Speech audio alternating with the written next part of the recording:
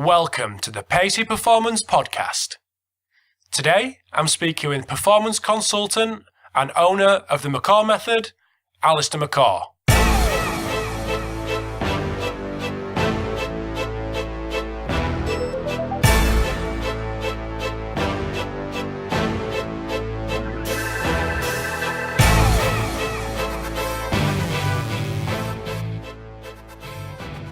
Hi guys, thanks for tuning in to episode 68 of the Pacey Performance Podcast.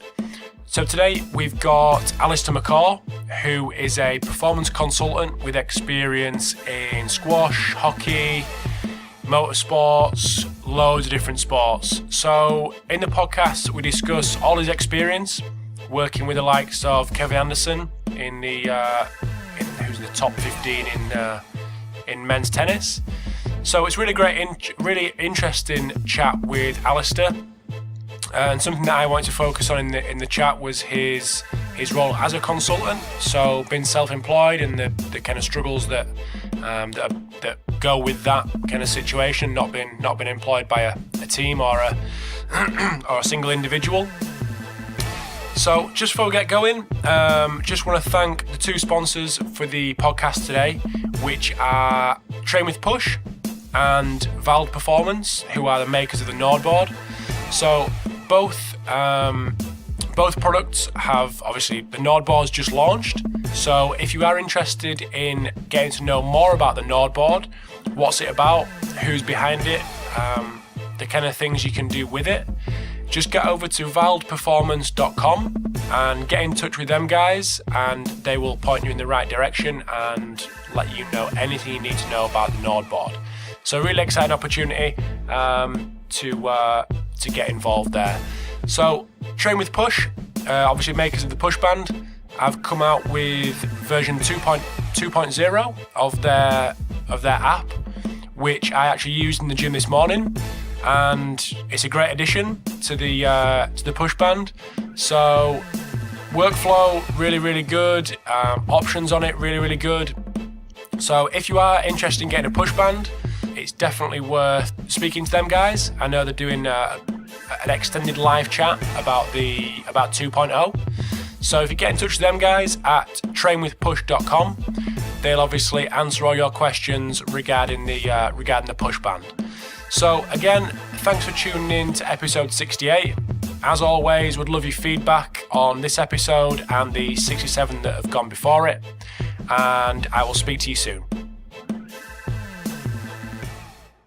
Today on the Pacey Performance Podcast, we have Allistair McCaw. So just before we get going and get Allistair in and have a good chat, I'm just going to firstly thank him for his time late on a Sunday evening for me, probably mid-afternoon for him. So welcome to the podcast, Allistair. Honored to be here. Thanks so much, Rob, and thanks for all you do for us coaches. Pleasure. So I just want to get you in straight away, get me off the mic instantly, and just get you to give us a little bit of information on your background, your education, and what you're currently doing.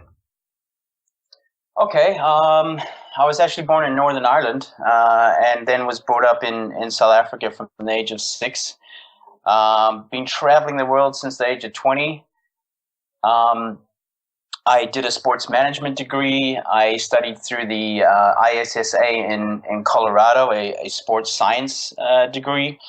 But I would say most of my education has really come from work on the road and just getting out there and getting in the trenches. But I still do have a great thirst and hunger to learn. Just for example, 2 weeks ago, I completed my USA Youth Basketball coaching certification and course, and really that's I know it's not maybe the most glamorous education list out there compared to some of your other speakers and guys and girls you've had on the podcast, but I'd say the world and the trenches has been my education. Mm-hmm. Cool.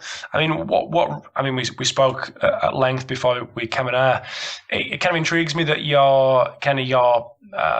your own brand, which obviously we spoke at length about, but that kind of intrigues me. I'm just looking at your profile on your site, and there's world number 1 ranked players that in tennis, squash, amateur champions in golf, rugby, cricket, ice hockey, motorsports, triathlon.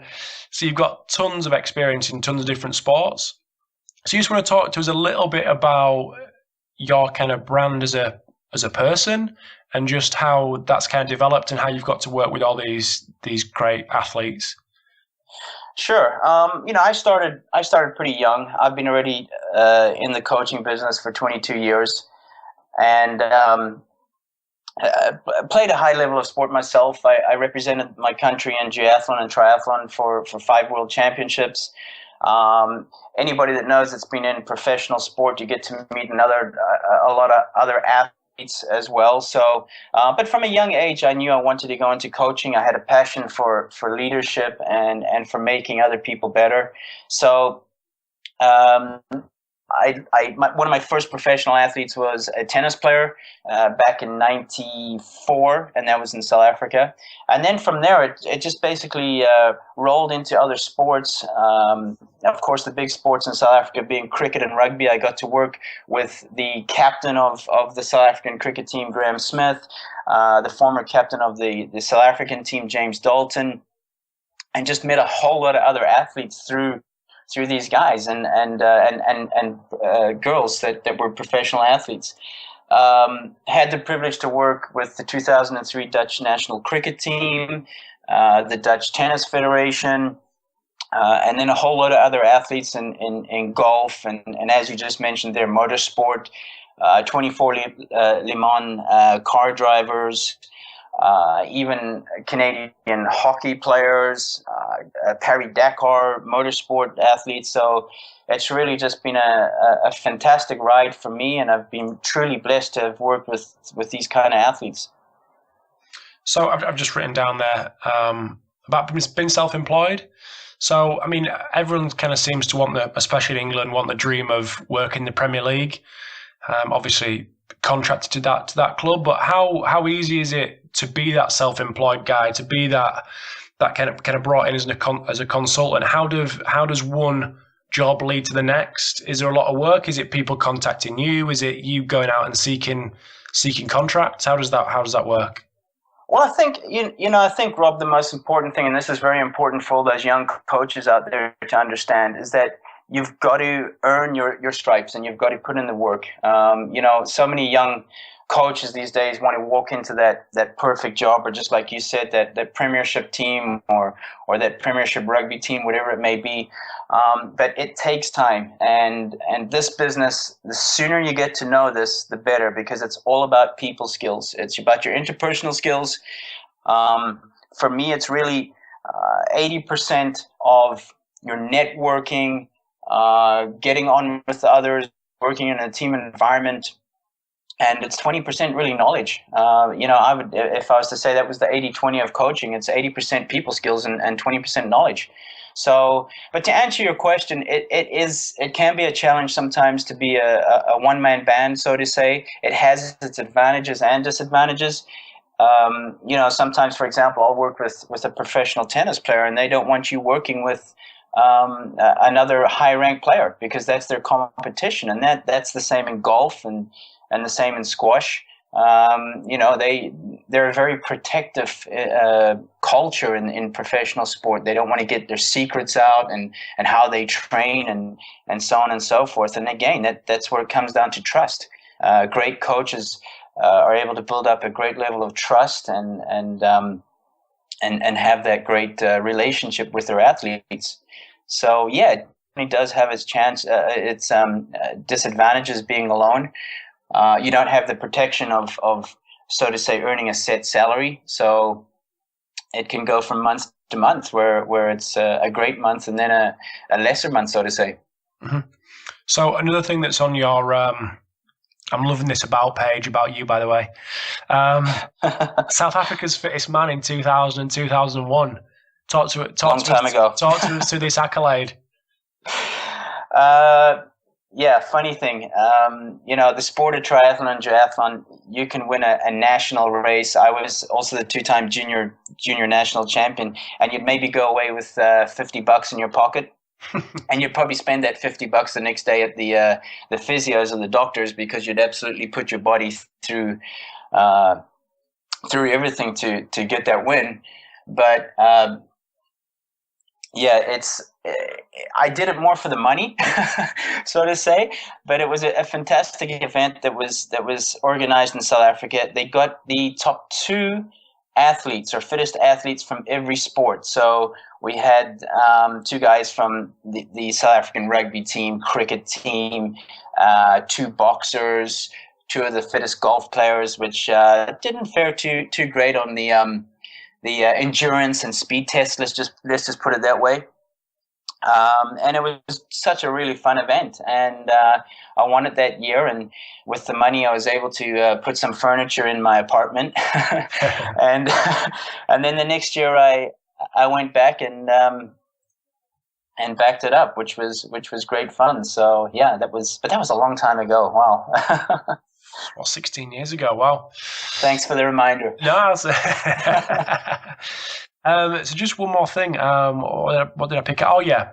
So obviously being self-employed, again, we chatted about this beforehand, but we spoke about Ron McKeefer's book, CEO Strength Coach, and the kind of the lessons that you learn being a one-man band, your own ad agency, your own kind of marketing team, your own social media team, all these different things. And I suppose I've had a little bit of exposure to that as well, doing the podcast and the website and things. But how important do you think that is for people to, especially for younger coaches, to actually realize that it's not all about just seeing how many sets and reps your athlete's gonna do? There's a bigger pitch than that.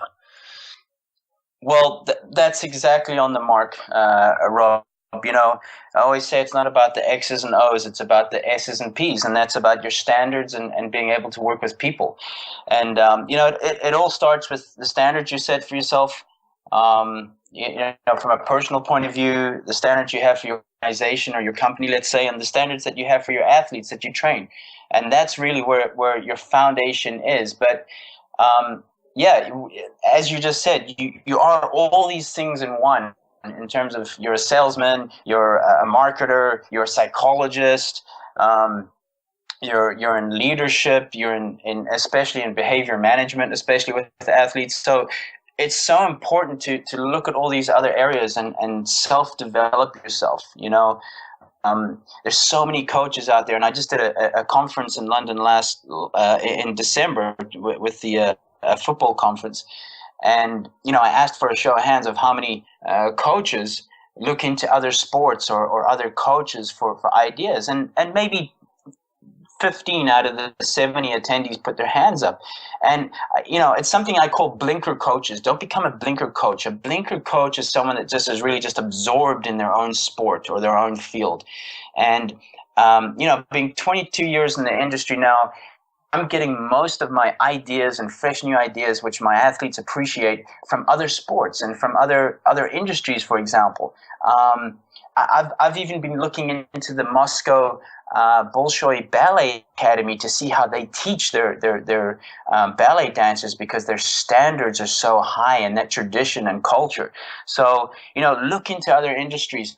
Read other books, create an interest for other things in other fields, and not just the sport or the area you're in. Of course, it's important to learn from people in our industry, and we've got so many great people out there: Mark Verstegen, Mike Boyle, David Joyce, Ron McKeefer, as you were just talking about now. All these fantastic coaches out there who've been, who've done it all and seen it all, and what's so amazing about them as well is that, they just keep learning, and their thirst and hunger to keep understanding more. And I think that's the important thing, and the message for young coaches out there is broaden your horizon. Just don't be a blinker coach. And for example, if you're just in rugby, look to other sports. And here's another thing is that the best coaches in the world, for example, Pep Guardiola, he gets a lot of his influence and a lot of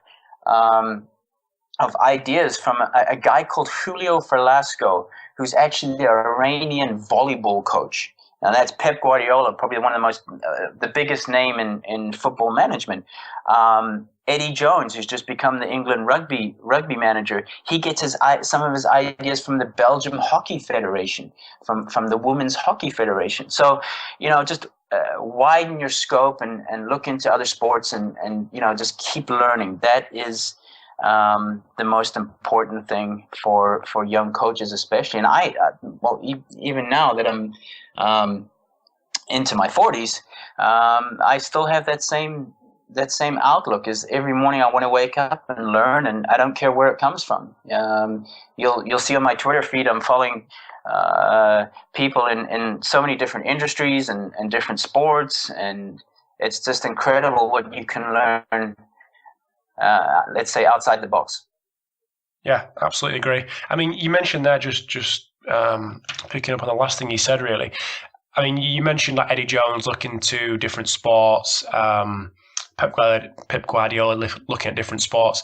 How important is it to look completely outside of sport, period? Looking at business, looking at different industries. I mean, I put a thing out on Twitter over Christmas, and you answered my tweet with regards to books. And I put strictly no strength and conditioning, no sports science. I'm figuring out and learning that we need to look completely outside, because people are doing such great things that are so transferable. Is there any, I mean, you might read off the books that you mentioned to me, but is there any resources or books or people or industries that you've really tapped into to get transferable skills and knowledge? Yeah, absolutely. Just like I mentioned there now with a ballet school in Moscow, even the Berlin Music Academy, because it all comes down to learning skills. If you want to be a great athlete or play the guitar or play an instrument well, for example. So it really comes down to that same thing. And, a great book that I'm sure a lot of your listeners have read or have heard of is The Talent Code from Daniel Coyle, where it explains all the hotbeds of the different activities, like, why do the best violin players come from China? Why do the best soccer players come from, or the football players come from Brazil, for example? Why did Russia have that explosion with the best tennis players in the late 90s and early 2000s? So, it's, as I said, it's important to look on outside other areas. I've really, in the last 5 years, probably increased my reading, or should I say my library, outside of sports. So self-development books from guys like John Maxwell, Darren Hardy. A great book I'm reading at the moment is Essentialism, which is a fantastic book to just really zoom in on those important areas that really matter and become the best at them. Find that one thing you really love and you're really good at, and go work at it. And that's how you become an expert in a particular area. You cannot be this person of everything and try and do every single job you can. You've got to really go specialize if you want to be the best in your industry. So other books I've been reading, The One Thing is a great book. The Slight Edge by Jeff Olson is a fantastic book, just talking about those marginal gains, a little bit on the same lines as Dave Brailsford from the Sky cycling team, of just putting in those little bits every day and that accumulating over time. And that's another thing. People get impatient. They're not willing to put in the time and put in the effort, and they want to see results. They want instant gratification, and they've got to understand, to become great in anything takes a long time, and it takes a lot of effort as well. Cool. So I did a thing I put a tweet out on Twitter, obviously, looking for questions that people might want to ask you. I don't know why I don't do this more often, to be honest, but because we get some great people kind of chiming in with different questions. And one thing I don't want to do is kind of pigeonhole you into being a tennis coach, because I know, as we've spoke about earlier, there's been so many sports that you have been involved in and you're currently involved in. But because you're known for the tennis stuff at the minute, obviously a lot of the questions focused around tennis. So there was one from Gary Hutt, which I think is a Derby University, which kind of starts us off quite nicely. And he was asking about challenges faced specifically by tennis players, both on and off the court. So is there anything that you've come across in your experience of working with tennis players that is quite specific to them in regards to challenges they face? Yeah, absolutely. That's a good question. Yeah, absolutely. The first thing that comes to mind is obviously their schedule, their travel schedule, because looking at the calendar this year, they are 3 to 4 weeks in Australia, down in the subcontinent. Then they're back in Europe. So you're going from a climate of 90 to 100 degrees Fahrenheit back to maybe 50 or 60, or even cooler. Then March, back to the United States. April, back to Europe. August, back to the United States.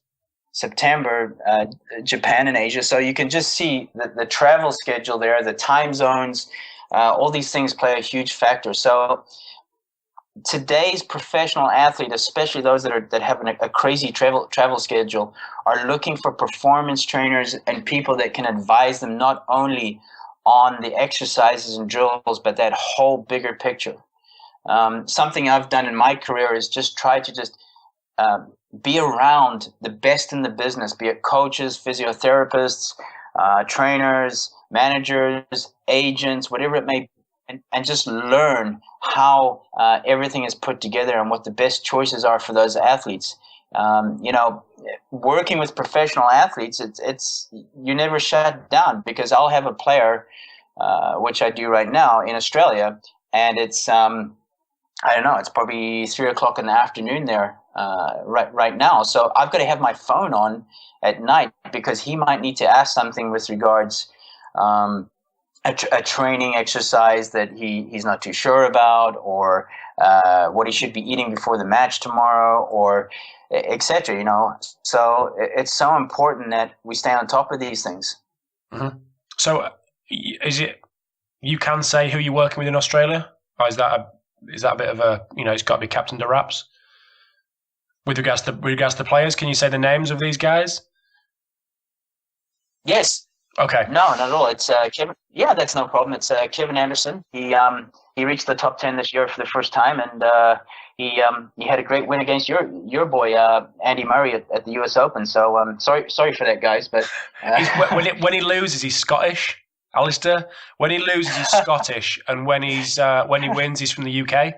So he must have been Scottish that day. So we're all right. We're clear. Yeah, I mean, it's funny because I see he also supports Arsenal. So it's a funny connection. I thought maybe it'd be a Rangers supporter or even a Manchester United supporter, because I know he's pretty close with Alex Ferguson. So, but Andy's a top guy. I know we're jumping off the subject there a little bit, but talk about a hard worker and someone that I feel is going to at least win another 3 or 4 Grand Slams. So, yeah, definitely. He's got to do it for the UK, Allistair. So yeah, just with regards to your work with Kevin Anderson, how much kind of contact do you have with him? Do you just fly out for Grand Slams and tournaments and things, and then you're on the phone the rest of the time, or how does it work? Well, with my schedule now, I do a lot of speaking engagements now, and clinics and so on. That's where a lot of my attention has gone into. So I will see Kevin when he comes back to Florida for training and for changing of the program, etc. We're in daily contact. It's every single day. He has a team with him there right now. He has a coach and a physiotherapist, a German guy who worked with Tommy Haas, who was a former number 2 in the world. So he's got a great team there. We have open communication. It's just really, really works well. It's the team communicate every day, and we're all on the same page. No egos. And I think that's been a huge part of Kevin's success. Of course, he works hard. He's put the time in, but the team around him, just the way we work together is incredible, and it's a privilege to be part of that team and to see what a cohesive team and can do for an athlete. So yeah, it's fantastic. Interesting. So just to move on to Another question that was posted on Twitter by James Darley, who's doing a fantastic job with another podcast, by the way.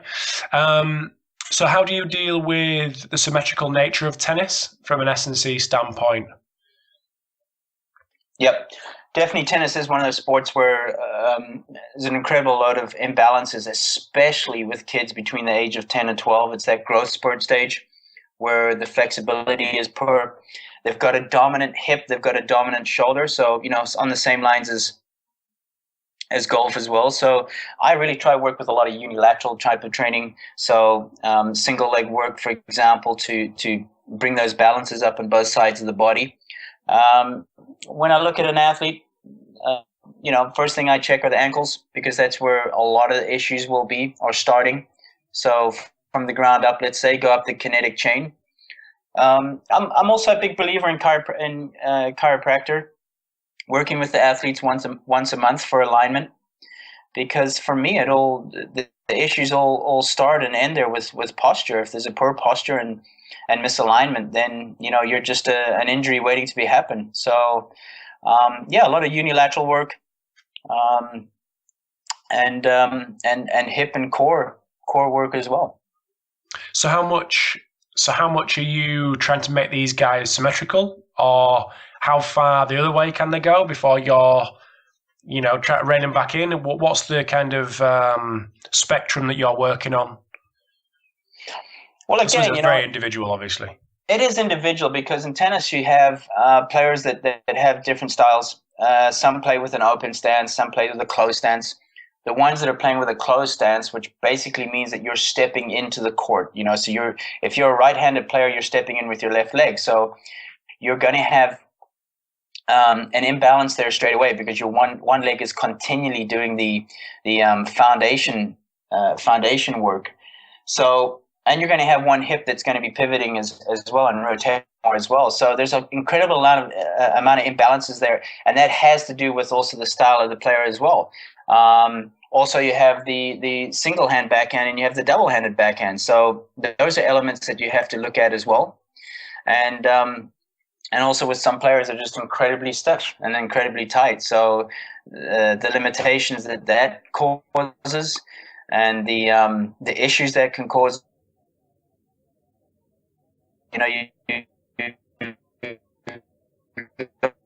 to be continually working on those things and designing programs individual for the athlete. I've never been a huge fan of call it fitness or movement with tennis players, because there's just so many issues in that group that you cannot zoom in on, or you don't get the chance to. So I've found that a lot of success in working with, for example, junior players has been 4 players or less in a group, so that you can really zoom in on those issues and also those specific styles that those players have. Mm-hmm. Well, you kind of alluded to something that I wanted to ask you a little bit later on, but we might as well come to it now. From Stu Roach at Marquette. Different S&C for single and double-handed backhand. Obviously, you mentioned it just then. What kind of things are going to differ in a program depending on single or double-handed backhand? Well, you're going to find with a double-handed player, they're going to have more rotation to the backhand side. So there's an imbalance there, because they're obviously got 2 hands on the grip of the racket. And if they're right-handed players, they're going to be bringing that right shoulder a lot more around to the left hip, so to say. So, definitely there's different issues, and it's a total different biomechanical setup as well, because of the plant of the front foot, and of course that shoulder turning. But one of the tests I do, and I don't do a lot of tests with athletes, but rotation is such an important aspect in tennis. As we know that 80% of the body is rotational, so we've got to work on those things, especially in tennis. So one of the tests I'll do is basically what they do at the Tight Leist Institute. Greg Rose does it, where you have the athlete sitting on a chair, and you have a stick placed behind their neck that they're holding with their hands as if they were holding a squat bar, for example, and holding their knees together. I'll be holding their knees together, and they're going to rotate to their forehand side, and you're going to basically measure what that distance is, and then rotate to their backhand side, so their left side if they're a right-handed player. And usually the difference is they're getting around about 20% extra rotation to the left side. So already you can see where we're going there with imbalances in the body with a double-handed player. It's not so much with the single-handed players. You'll find the single-handed players, more the issues are wrists, rotator issues because of that velocity of the ball, and they've only got one hand on the racket. But with the double-handed players, there's a lot more hip issues, a lot more QL issues, lower back. Those are the two main areas, or two main differences between a single-handed backhand player and a double-handed player. And that's why it's important for coaches and trainers that are involved with tennis players to understand those two things and to look for those two things when they're working with players. That single-handed backhand looks so much better though, doesn't it? Oh, when you look at guys like that, when you look at guys like, exactly, it's just poetry in motion. But then again, you got Rafa Nadal's backhand doesn't look too bad either as a double-handed backhand. So yeah.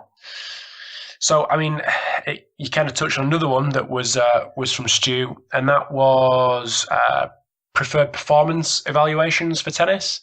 Obviously, you touched on the screening aspect that you're not doing tons of. But what performance evaluations are you giving your guys? I'm all about movement. So I've never been a big stats guy, a numbers guy, a stopwatch guy. To be honest, I'm all about efficiency of movement and working a lot on balance, working a lot on posture, working a lot on ground force application and the angle of the foot. Those are three of the most important things that I look at in movement. My method or my system is really geared around efficient movement for the athlete. So, I'm not big on the tests. I do have a test I sometimes do with junior players, which is really more just for their fun in terms of a foot speed test, a vertical test, an agility test on the court, which involves deceleration and acceleration, which are, of course, two important things on the tennis court. So, those are just things that they love to challenge themselves with. I'm also not big on having group testing sessions because it just becomes a comparison from one kid to the other that all he wants to do is beat the other guy in the group. So if I'm ever going to be doing a general test on the athletes, then it's going to be individual. So, they're competing against themselves, so to say, or trying to better what they did last time. So that's my viewpoint on the testing side. I see no use in doing track running as such for tennis, because it's a sport where you're running 5 to 10 meters, stop, start, turn, change, accelerate, decelerate. It's a transitional speed sport. It's not a speed sport. So, those are the things that I'll do with the players. But I don't know, maybe I've been 22 years in the business where I've watched, I don't know how many thousands of tennis players and evaluated, and it just becomes one of those things that it's an instinct type of thing that you just know what they need. Does that make sense? Absolutely. Is there any, especially for young players, obviously in football, you've got to test the younger academy kids certain times of the year, and do specific testing protocols. Is that similar for like governing bodies like the LTA? Do kids 12 to 15 have to do a certain amount of testing to see where they rank and things like that? Is that happening in tennis? I can't speak on behalf of the LTA. Yeah. I don't know exactly what they do, but when I worked for the Dutch Tennis Federation, yes, there were certain tests, a throwing test, your arm ability of throwing a ball, for example. There was shuttle tests. I think they might have used the Cooper test back then. A lateral test, for example, because of course tennis is 70% lateral. And a footwork test as well. So yes, they do have standardized tests. But here's the funny thing, Rob, and I'm sure there's a lot of coaches out there can hear where I'm coming from, is that some of your best players are your worst athletes. And then some of the kids that do well in in the performance tests or the fitness tests are not the best players. So there's seriously no link there. And of course, we talk about having a better athlete makes a better player later on, and that's one of my foundations as well, is that build the athlete to make the better player later. So, but it's just funny with tests. It becomes one of the main reasons why I don't do a lot of tests is it becomes a competitive thing between each other. And also sometimes it just doesn't correlate with the skills and what's actually needed to win on a court or win on a field, for example. Mm-hmm. So, I mean, you've touched on it a couple of times with regards to acceleration and deceleration. So another one from Stu, looking at how much attention you put on foot strength when considering obviously the aggression of the acceleration and deceleration. So is that something that you would focus heavily in your program with regards to foot strength? Absolutely. Again, it all starts from the ground up. We build the athlete from the ground up.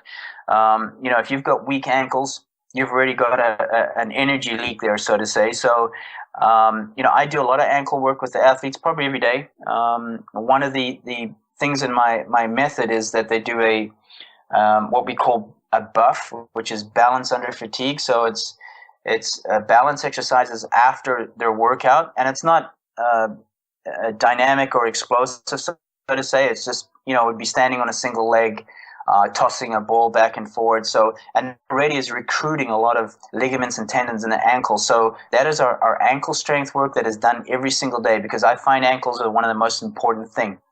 Getting onto the deceleration and acceleration work, part of our warm-up would include some off-the-mark speed, for example, the loading of the legs. I don't believe in the first step. I believe in the first push.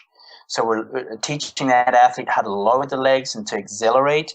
And then deceleration, teaching the athlete a lower center of gravity into small steps. One of the worst cues in tennis or in sport is get on your toes, where you hear the coach shouting, get on your toes. It's not getting on your toes. If you want to be a great ballet dancer, you want to go to the ball show in Moscow, then you get on your toes. But as an athlete, you want to learn how to use the ball of the foot. So, again, it's great movers know the angles of their feet. They know the ground application better. Movement is a taught skill, and this is something that a lot of athletes still don't understand out there, is that it's a skill, just like learning how to kick a ball, throw a ball, hit a serve, whatever it may be. And it's a learned skill. So, we include a lot of deceleration, acceleration drills into the program. And of course, in a sport like tennis, it's transitional speed. So it's even more important to teach the athlete how to decelerate properly. Again, that's why I say it's no use for me doing a 40-yard sprint or and they run through the tape, for example. That has no benefit to a tennis player. In tennis, they're never getting up to pure speed. So I'd probably say deceleration is even more important than acceleration or pure speed in tennis and squash, if you like. Mm-hmm.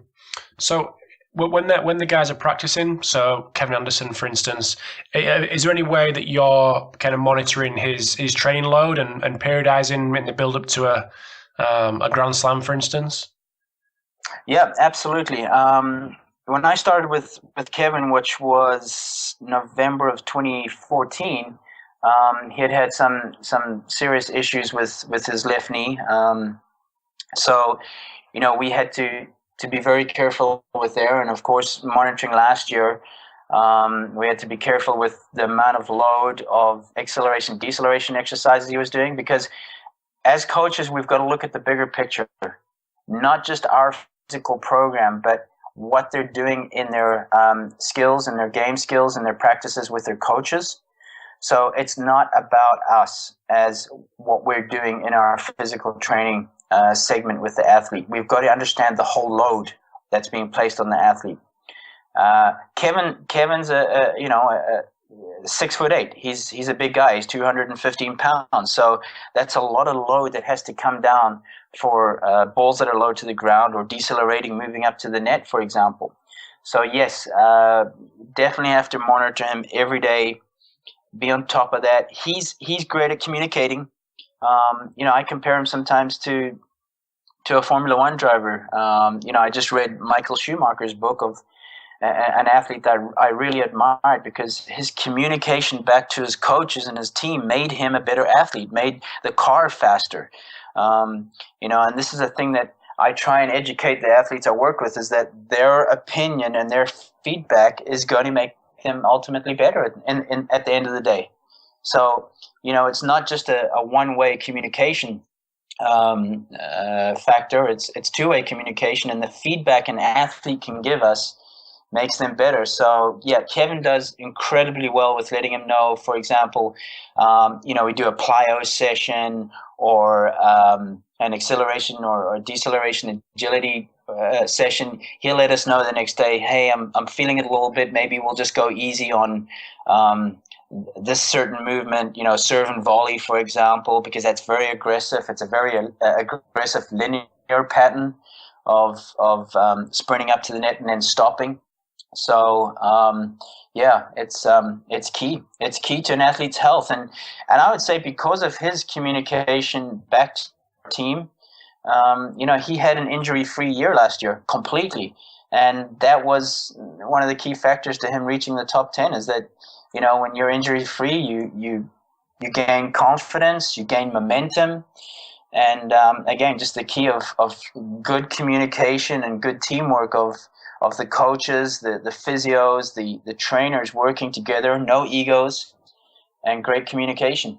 Mm-hmm.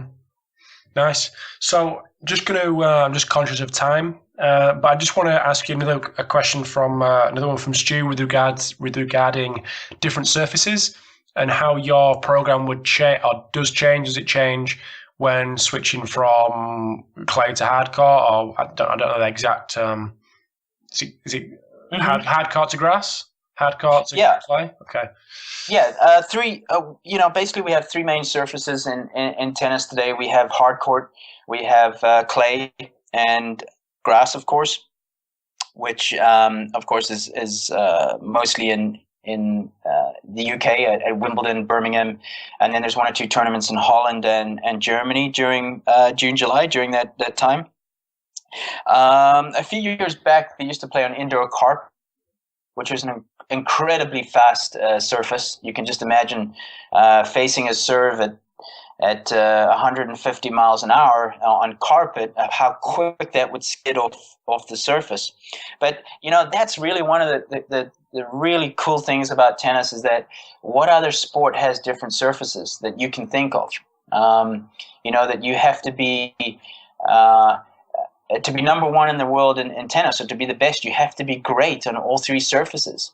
A few years ago, you could get away with maybe just playing well on clay and then missing the grass court season, and you could do that. Today, you can't do that. A guy like Rafa Nadal and Novak Djokovic have had to develop their games for all three surfaces. And Novak still hasn't won the French Open, even though he's number one in the world, and I think he's won maybe 9-10 Grand Slams, but still hasn't won the French Open on clay. So yes, the training is different. Again, an area of an experienced coach and trainer is that the training intensity and style has to change before they play a different surface. So, for example, I prepared Kevin for the hard court season in December, where we teach him how to land properly, how to when we're working at plyometrics, for example, we're teaching good landing mechanics. Height is no issue for me. I'm not really interested in that. I'm interested in how is he landing, and how is that body on those knees and hips absorbing that force from the ground, for example.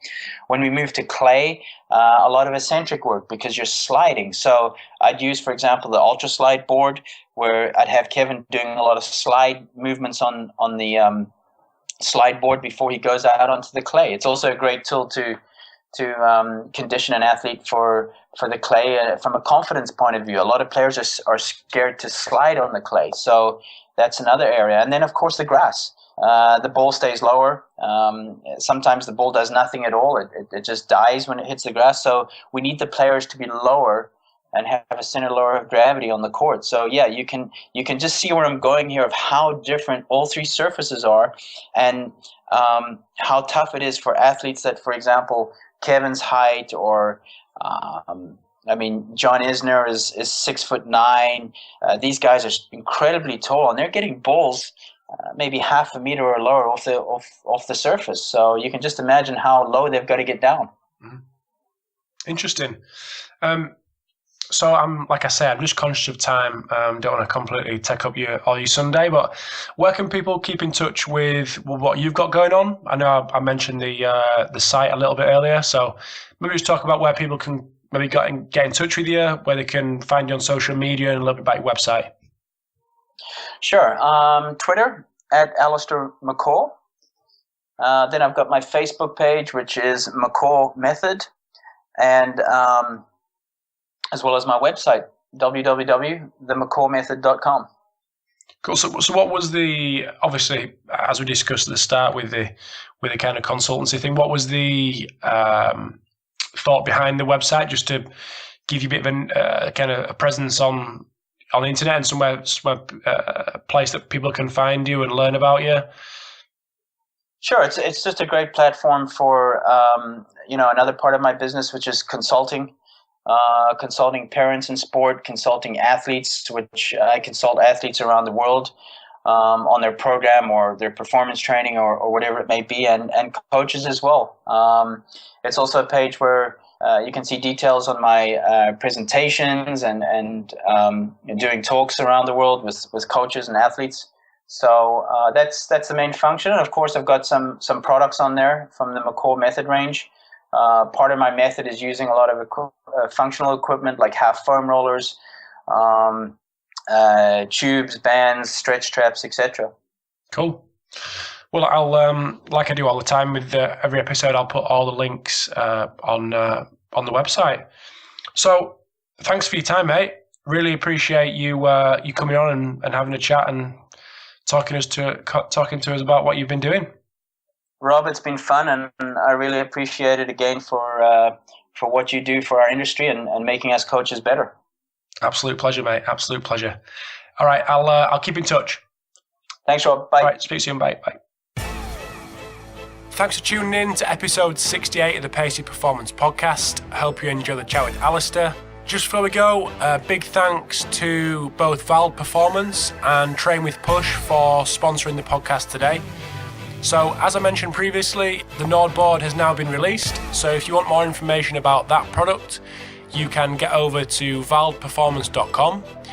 If you want to get in touch with the push band guys, get over to trainwithpush.com, and also check out their latest version of their app, so version 2.0. So thanks for your continued support of the podcast, and I will speak to you in episode 69.